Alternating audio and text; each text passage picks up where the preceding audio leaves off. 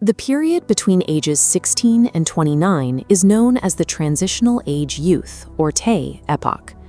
Biologically, it is an era of intense neurodevelopment and emerging autonomy, where individuals consolidate their adult identities. To protect children through their earliest stages of development, pediatric health architectures operate as highly connected, flexible networks. They are designed to scaffold a young person's growth. But as patients age, a systemic contradiction emerges. Exactly when developmental and emotional instability peaks for transitional age youth, health systems eject them from these supportive networks, based entirely on an arbitrary date of birth. This timeline illustrates the TAY Cliff. A robust support curve drops to zero at age 18. Patients face a sheer cliff before fragmented adult systems take over.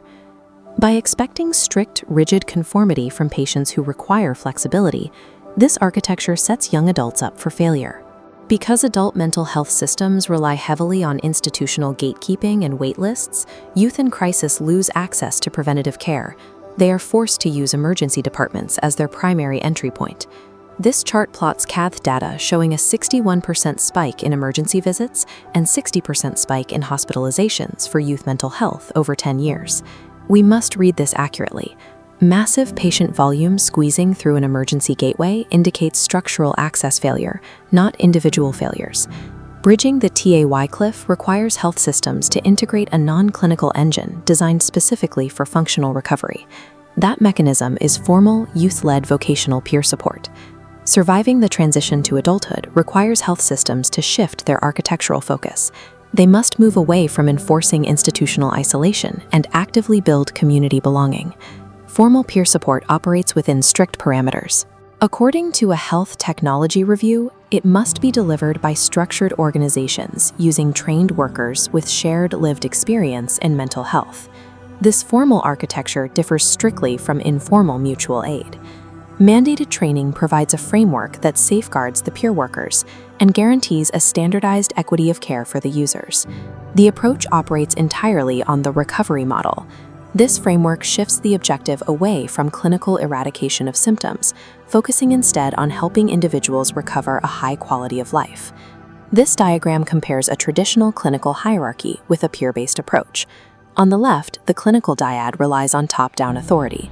On the right, the peer scaffold operates as a horizontal, balanced feedback loop. Qualitative findings explain why marginalized youth actively avoid formal clinical settings.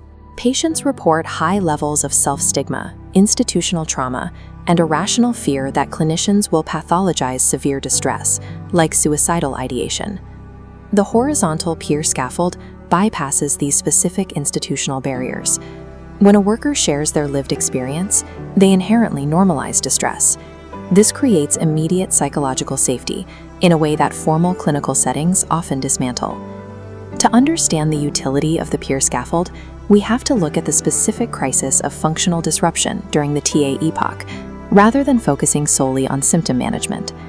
When a young adult loses the ability to participate in work or study, they lose the foundation for building an identity. This loss compounds their anxiety, deepens system trauma, and enforces isolation. Standard economic models frame employment as a secondary goal, tied to GDP or tax contributions. In the context of youth development, employment acts as a primary structural driver of mental health. This diagram maps the specific, measurable wellness outcomes generated by vocational engagement. As seen in models like Origin, vocation branches directly into structural routine, financial empowerment, and social connectedness. The vocational peer worker serves as a living example of functional recovery. By maintaining employment while managing their own mental health challenges, they prove the objective is possible. Within this architecture, career exploration is not treated as a post-recovery reward. It operates as a vital therapeutic tool for building immediate self-efficacy. For this approach to function safely, strict operational boundaries must be maintained. The peer worker must operate exclusively as a co-navigator, never as a junior clinician. This chart separates roles. Vocational peer workers do not perform therapy, handle case management, conduct risk assessments, or act as job placement agencies. Instead, functions focus on non-clinical mechanics. The relationship must be mutually beneficial, focused on the user's strengths and draw upon relatable lived experiences. The pedagogy relies on doing with, not doing for. In practice, this means collaboratively dropping off resumes, grabbing a coffee to discuss goals, or role-playing an upcoming interview. This creates a flexible, two-way conversation. The interaction directly opposes the scripted, rigid, and pre-planned nature of traditional clinical sessions. By strictly defining these boundaries, the system prevents the peer relationship from mimicking the hierarchical structures that trigger institutional trauma in transitional age youth populations.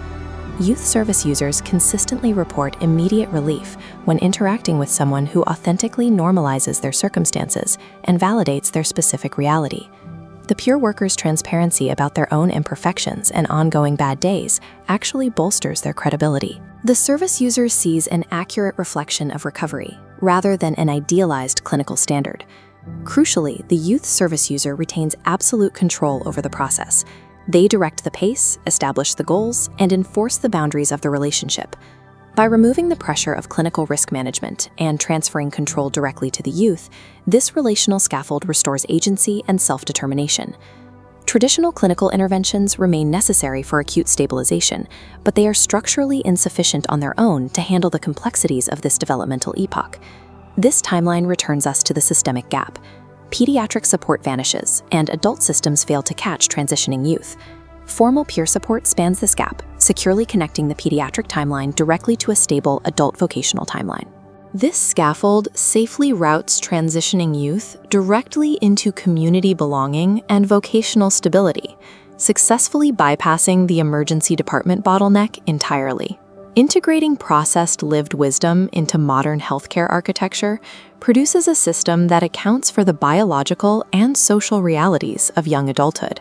Policymakers must abandon the outdated perception that peer support is an informal supplement to clinical work. Formal vocational peer support is a rigorous, evidence-based, and strictly equity-centered imperative for successfully modernizing our youth mental health infrastructure. Deploying trained peer workers is the most structurally sound method available to dismantle systemic stigma and reach marginalized populations who have been pushed out of traditional care. The metric of success for a health system is measured by its ability to architect the agency young adults need to claim meaningful, functional roles in their communities.